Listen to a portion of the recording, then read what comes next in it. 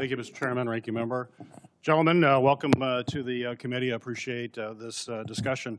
I'll just start off. The number one question I get when I'm back home from people is basically, very simply, when will this war end? We know the costs are that the American people are paying, both in higher fuel costs, our farmers are paying because of fertilizer cost. We know that the whole world economy is paying a great deal for this war. And basically, as I think that through, and this is what I want to talk to you about, is that we all know that it's a whole lot easier to go to war than it is to get out of war. That's always the tough question. And we've got to figure that out. And there are some folks who've written quite a bit about this. One text on war by Karl von Clausewitz. Mr. Secretary, I'm sure you're familiar with the book. I know all of the men and women in uniform are. It's the most widely read, most influential military strategy book in Western history, which is pretty broad. And it is the core curriculum that is read in all the war colleges. I read it when I was at the Navy War College taking courses. It's part of what the U.S. military thinks about when to go to war and then how to get out of the war. And one of those core principles it starts with is basically war is the continuation of politics by other means. That everybody knows that quote who's worn the uniform, and others too.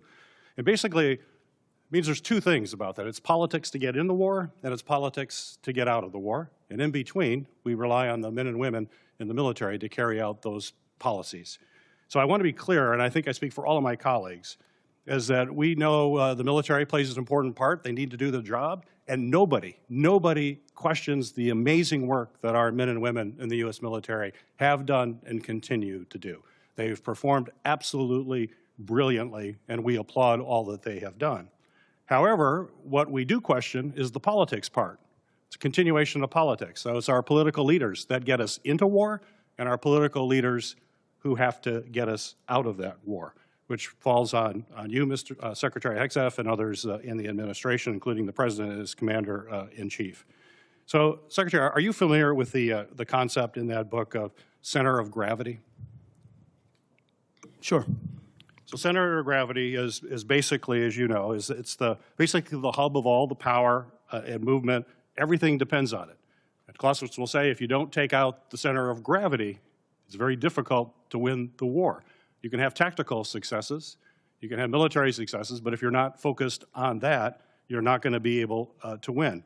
Basically, he talks about military strikes are tactical, and tactical success doesn't necessarily create the political conditions necessary to get the parties to the table to negotiate and get it done. So we've got to focus on that. So my question for you, Mr. Secretary, what is the center of gravity for Iran? Well, the center of gravity, as the President has seen it and as I see it, and he's talked about for 30 years, is their pursuit of a nuclear weapon and what they could do with that in pursuit as an extension of the radical ideology they have professed since the beginning of their revolution. So the prophetic ideology they profess alongside the most dangerous weapon in the world would be the center of gravity of the rationality of this undertaking, which I appreciate it. I'll ask you to elaborate more. I appreciate it. General Caine, you know more about Clausewitz and strategy than I will ever know, including all the folks behind you. What would you consider the center of gravity as defined by Clausewitz in this type of war? Well, sir, you're not going to love this answer, but I hope you'll respect it. War is politics by any other means. Right. And the political side of that necessitates that our political leaders determine what is the center of gravity associated with that. From a military-only perspective, there's a variety of things academically that we could look at for center of gravities, from leadership to will to capabilities to intent. But I'll defer to our political leaders to determine that's what fine. that is. That's fair. I don't like it. You're right. But I know, and sir. I know you know the answer to that, and you're just not telling me. Well, I get why you're doing that. My inner But marshal. I would say, you know, other observers say that basically it's not the leader. Usually, if you take out a leader, that doesn't necessarily make the changes. That in Iran's case, it's probably the Islamic Revolutionary Guard. That's the center of gravity. They're the ones that control the country, and they're very diverse to do that. The Americans' center of gravity is probably our economy and our ability to maintain public opinion support. We already know the public isn't there. We know the impact to our economy.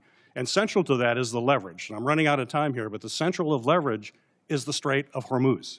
That is bottom line. We have to open that up. We have to take that away from Iran. The fact that we haven't done that yet, and we're 60 days in, we're just now bringing minesweepers from the Pacific in there.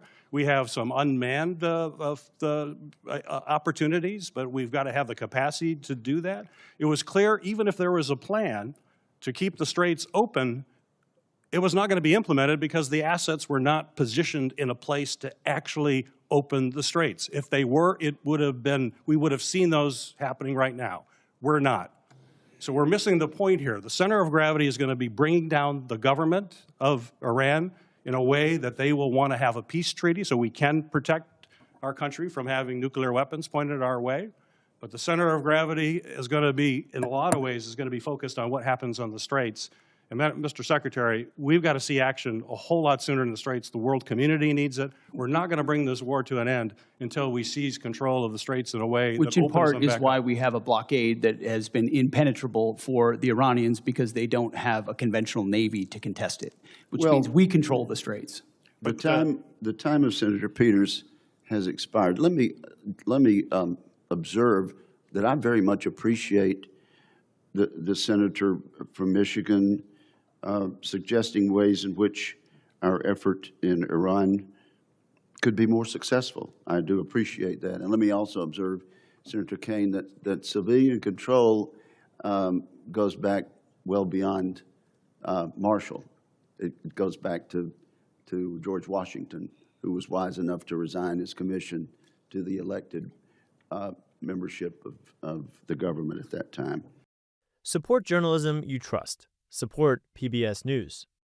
Donate now, or even better, start a monthly contribution today.